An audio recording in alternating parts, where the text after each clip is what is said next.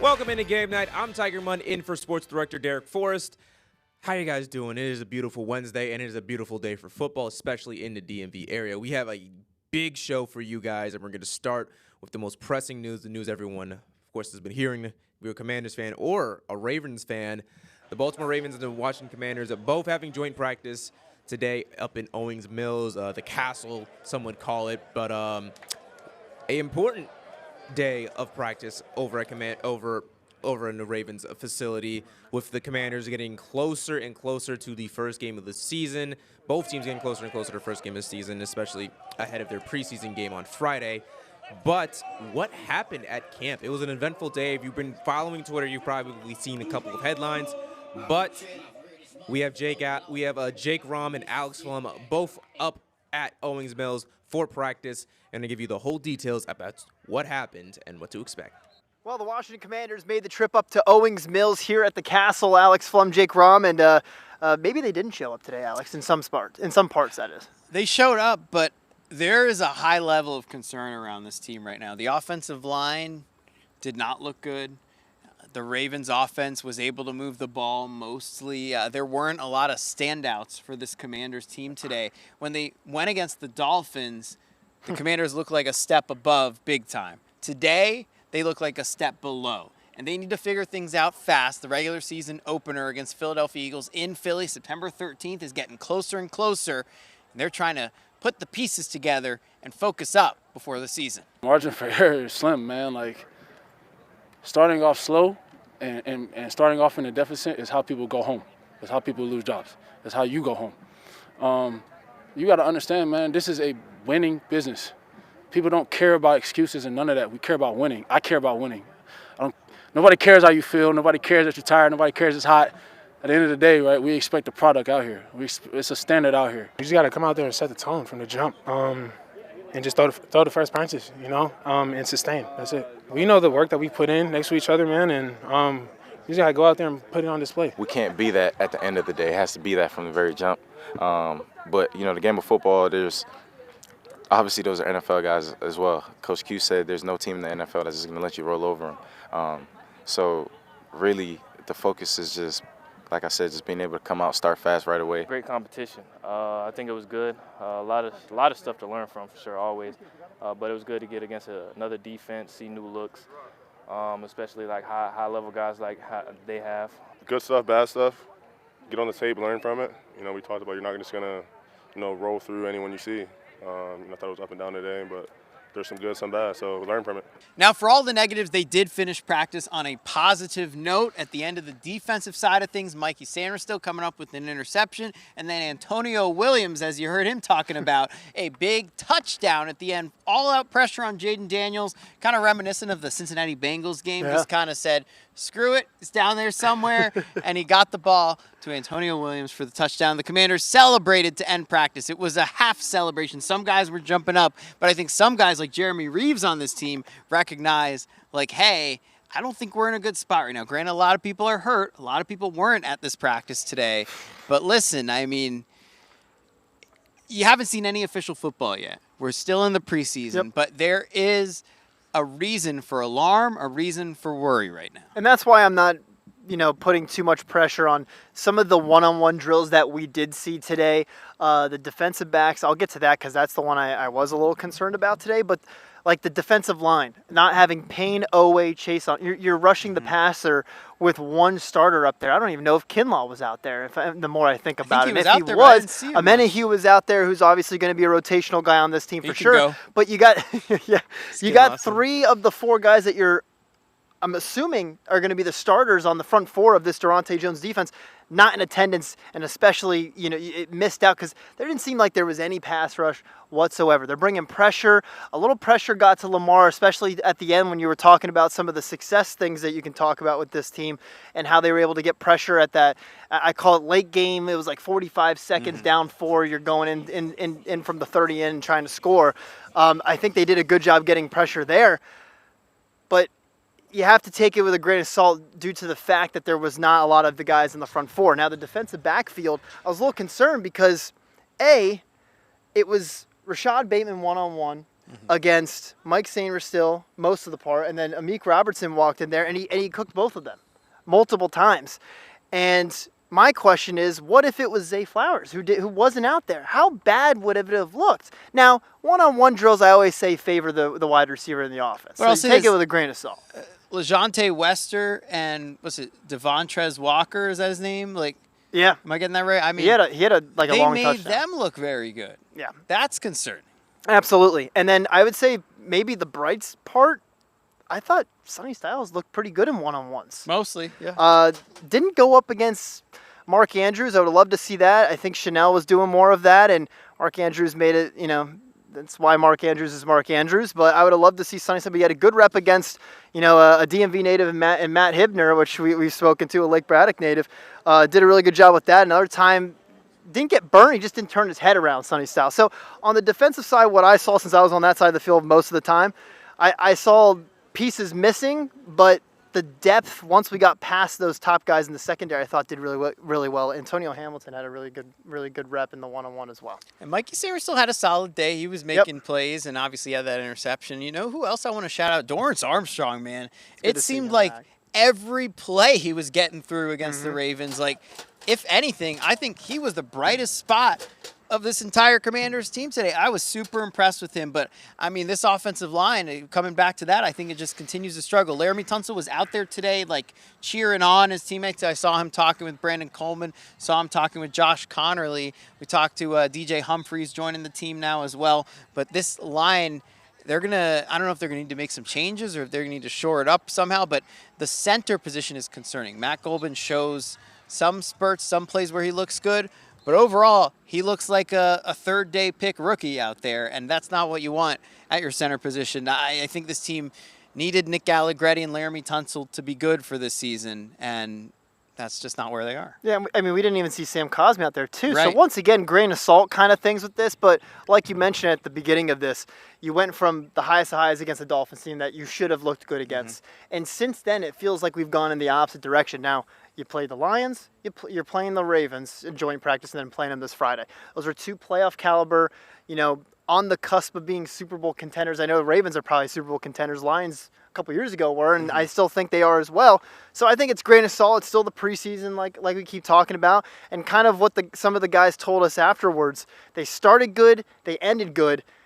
The middle, though, they just need to figure out putting together an entire performance, especially in joint practices with what's going to come Friday with that preseason game. Yeah, and listen, we're talking about the negatives here. This team has an opportunity to prove us wrong. Yes, I hope they do. And I think it all comes down to Jaden. There are going to be points this season, and it's already seeming like it, especially the first month, where he's going to have to be the hero. It's going to be down to him to win it, and he's going to have – we're getting closer and closer to – his contract's going to be up now, in a couple years, right? So, this is his chance to go out and prove, hey, last year was rough, but in a bad situation, just like he did his rookie year, he can once again elevate this team to where it needs to be. And if this team can get healthy, if most of this team can be healthy and they can shore things up, this is a team that could turn things around and do well. But they're going to need that health, and they're going to need to play better than they've been playing this last week or so. And it's something head coach Dan Quinn's been talking about, too. A lot of these guys with some of the injuries that they have probably would fight through some of them depending on the situation and where we are in the season. So, we're still holding our breath on a lot of these guys coming back. But I feel like hearing head coach Dan Quinn say those things over the last couple of days out of camp, even back at camp in Ashburn, makes you take a sigh of relief a little bit, knowing that some of these guys, hopefully guys like Chase On and Oweh, are out there for week 1 against the Eagles. Yeah, and we'll see what happens. But before that, we've got week 3 in the preseason against the Baltimore Ravens, 6 p.m. on Friday. Yep, absolutely. And that's going to do it from the castle here in Owings Mills. Alex Flum, Jake Rom, Tiger, back to you in studio.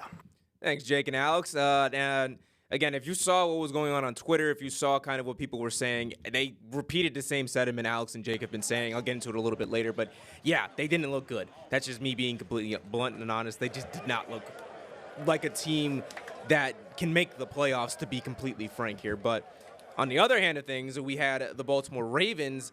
When the Commanders have a bad practice, you could probably tell the Ravens had a really good practice. So that's exactly what Jesse Minter spoke on after practice today. Here's Minter just speaking about like I said, practice and the future and his starting quarterback, Lamar Jackson, and how he looked today. Really good work. Appreciate the Commanders coming over, making the trip.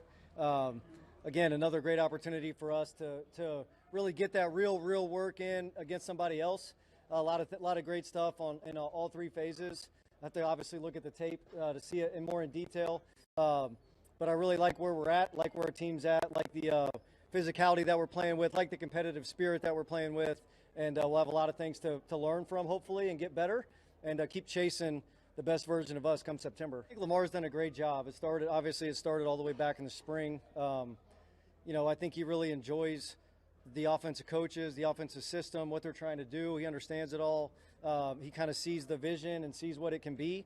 So now it's just the daily process, daily work to get the reps that you need to get the plays in, get comfortable with all the different things that we're asking him to do, and I think he's done an unbelievable job. So I'm looking forward to seeing that in live action here soon.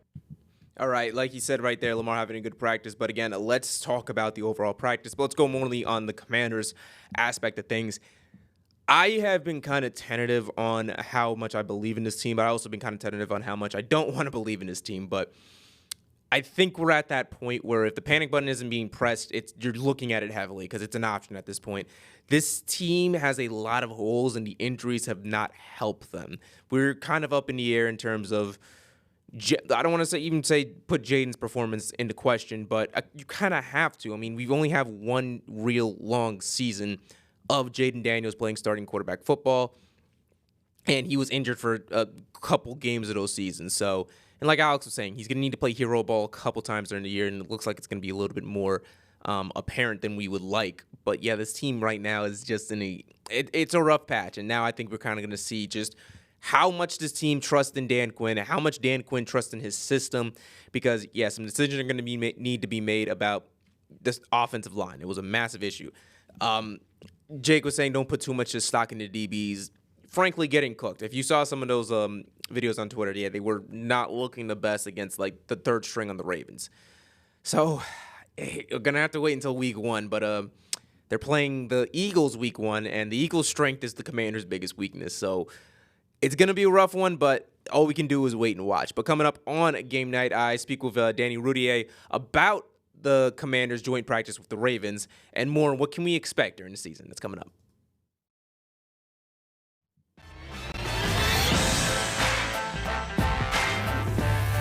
Welcome back into Game Night. I'm Tiger Munn, and earlier I spoke with Danny Roudier of Grant and Danny of 106.7 The Fan about joint practice and if the Commanders are in trouble heading into the season. Yeah, this is it. This is the big one. I mean, there was so little from the starting offense in Detroit. They had a play that got blown up that Daniels had to spike, a sack, and then a give-up run. That is not how you design your preseason work. 3 plays of the starting offense, and I'm following this one closely. There's a lot of stock in this day, and seeing some of the tweets and some of the things that are not terribly encouraging. So I'm worried, frankly, about this offense, mostly about the offensive line. I actually like where they are in terms of tight end, so a couple spots on, with a receiver. And of course, I love Jaden Daniels, but this O-line right now kind of is the question mark, despite having some faces and names that have, put into pretty good deposits. It is the worry. It's the concern, especially with Philadelphia looming there in week number 1. But yeah, a lot of stock in today. Do you think there's anything they can do O-line wise from now or even the end of the preseason to week 1 to maybe improve the line? I know there's a bit larger break than usual, but do you think there's anything they can do? Yeah, improve, I think, is the thing. I think Sunday is going to be very interesting. When rosters are due, right, the guys that they say, here's our 53, in my view, won't be the 53. They're going to go the Noah Brown route, what they did a couple years ago at receiver, and found a guy that has played in the league that was pretty good, albeit injury-prone, who came in and was their number 2 receiver in 2024. And that worked, I would say, pretty darn well for a guy that was cut there at the end of training camp. I think that's going to be the plan. I think they'll dip into the guard market. They'll dip into the center market. Again, it's not as if teams, there's a lot of teams around the league that are struggling offensive line wise, maybe not like Washington is to that degree, but people aren't in the business of letting go starting caliber offensive linemen, except for Washington with Tyler Biadasz, but I digress. So I do think there's going to be something there kind of along the lines of what they did with DJ Humphries to improve their depth, but I don't think there's a savior. I don't think there's a knight on in shining armor here on a horse that's going to come in and make this the Hogs 2.0. I kind of mentioned it a little bit. Last O-line question, but Biadasz, man, just how much do you think they regret that? I hope a lot, quite frankly. It did not make sense. It was not a practical move. So if the idea was we will find someone else, we'll dip into free agency, and maybe they didn't anticipate, I know a lot of people didn't, that Tyler Linderbaum would sign for $27 million a year. He was the marquee center signing, make $17 million more for give or take than the next center. I understand we're not wanting to pay that much, not being able to, or him choosing somewhere else. But if the idea was you'll have guys compete, then why not have an overpriced backup, right? There's no harm in having Tyler Biotish still on this roster. If you thought Nick Allegretti could overtake him, let him do so through the course of things. As it turns out, Nick Allegretti's practiced about 7 minutes longer than I have this training camp in the preseason. That is an issue. They are waiting for him to come back as if he's Anthony Munoz or something. And that's not the case. And this is a guy that's been a journeyman guard, has only played a couple of games at center. I know they've seen him in practice, but their confidence there was surprising to me. Remember, it was going to be a battle between he and Julian Good-Jones. And as go back to March, go back to April, June, we look forward to the competition. It's a competition. It's competition. Hey, all of a sudden, after this last preseason game, we're going to move Matt Golban over there, and we're concerned now. It's in disarray, according to Dan Quinn. So I hope they regret it a lot, quite frankly, because it's not as if they were up against the cap and not as if they were desperate for savings. And in order to sign someone, they had to cut somebody. Not the case. They had tens of millions of dollars in salary cap space, still plenty of flexibility to make moves like signing Stephon Diggs. It was a mistake. I said so then. I think so now. Now, I know Biotish got hurt on a freak thing there in LA, and that's going to hurt their offensive line, certainly. But who's to say that he would have gotten hurt here or wouldn't have? Process-wise, it was not a good one. It was a bad move, and I did not understand it then, and I still don't. And flipping from offense to defense, how much stock are you putting in the defense? The Dan Quinn switching practice on Monday from a walkthrough to an actual full practice because he wasn't impressed with the defense. I know we've been talking about the offense and how concerned we are with them. How scary is that? Because we're in the second game of the preseason. Quinn still isn't satisfied with the defense. Yeah, I mean, listen, some of that's to be expected, though. I would say I have some grace when it comes to the defense, and here's why. This is a brand new coordinator that hasn't really done it at this level before. I know the same is kind of true for David Blau, and I'm not giving that same grace. We can get to that in a second. But for a defense with a bunch of new players, a bunch of new pieces, and this group was so terrible, so abominably terrible that any improvement is a dramatic step forward, right? The last couple of years under Joe Witt and then, kind of subsequently Dan Quinn, this was a bottom, did not give you a chance defense. If you improve 10 spots, 11 spots, 12 spots, that's a massive leap forward, but still only puts you in kind of the back of the middle tier. But that would be a violent leap forward for that group. They've upgraded the personnel, certainly. They spent a number 7 overall draft pick on Sonny Styles. That is a better group than it was personnel-wise over the last couple of years, but that may take a little bit of time. They at least have an identity at this point, and that's kind of the thing that I've been begging for. Usually you have to decide. Now, some defenses are great. They take away everything, like the 2000 Ravens, Legion of Boom, etc. But usually you go, we'll give up a lot of yards, but not that many points. Or we'll give up some points, but we'll turn you over, or something. And this group did none of the three. They never turned anybody over, ever. Second fewest turnovers in the sport behind the Jets, who set a record for that. They gave up a ton of yards, gave up a ton of points. Other than that, how was the play, Mrs. Lincoln? Like a pretty big disaster for this defense. If you start to have an effect in one area, you might give some things up here and there, some big plays, but we're going to create some turnovers, make some big plays to get the ball back for our offense. That's at least a philosophy. And it looks like that's kind of the way the MO is going at this point with this defense under Durante Jones. All right, that was Danny Roudier talking about Commanders and Ravens joint practice. He is Grant and Danny on 106.7 The Fan. But coming up, we are talking high school football as we look at the WCAC coming up, and which should be an exciting high school football season. That's coming up next on Game Night.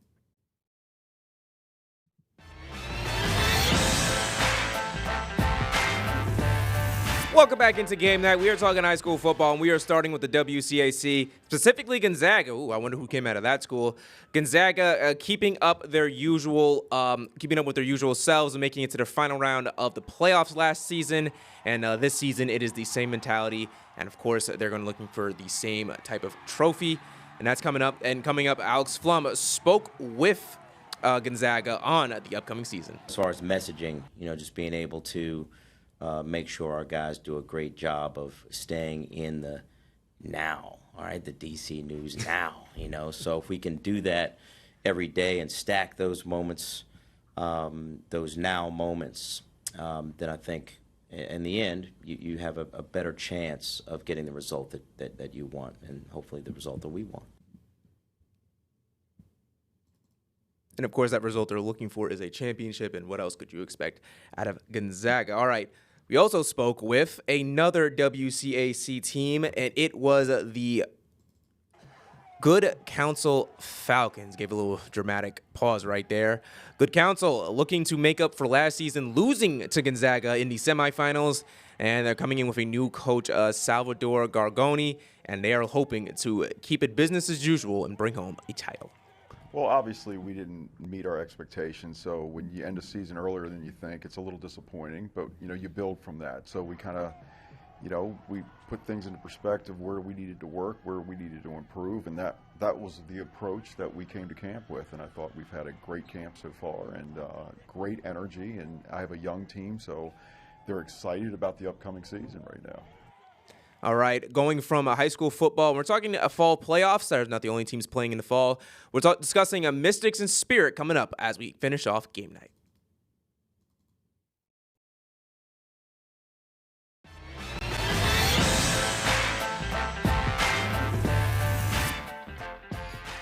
Welcome into game night, and we are really quickly talking about the upcoming fall playoffs. The Mystics are in the playoffs, and the Spirit not clinched yet, but more than likely will be in the playoffs as well. I'm going to quickly talk about these two teams. I think the Mystics, I think they kind of cap off in the second round just because they're newer team, newer to the playoffs, and newer to this whole tango in the postseason. And the Spirit, I think the Spirit are taking home a championship. That is my belief. That's what I think. And I think they're clicking at just the right moment. But that'll do it for this edition of Game Night. From Tiger Munn, from Alex Flum, and Jake Rom, thank you very much, and we'll see you tomorrow.